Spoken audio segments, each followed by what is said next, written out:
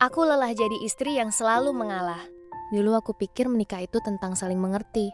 Tapi setelah 5 tahun menikah, aku mulai sadar. Yang mengerti cuma aku sendiri. Kalau suami pulang kerja dan marah-marah, aku diam. Kalau uang belanja kurang, aku yang cari cara. Kalau anak sakit malam-malam, aku juga yang begadang. Aku tidak pernah benar-benar meminta banyak. Aku cuma ingin didengar. Tapi setiap kali aku bicara soal capekku, jawabannya selalu sama. Kamu kan cuma di rumah. Kalimat itu terdengar sederhana, tapi buat seorang istri, itu seperti menghancurkan semua usaha yang sudah dilakukan setiap hari. Padahal rumah tidak pernah berjalan sendiri.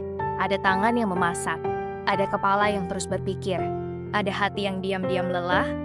Aku tidak butuh dipuji. Aku hanya ingin dianggap ada. Karena ternyata, menjadi istri yang terlalu kuat juga bisa membuat hati perlahan hancur.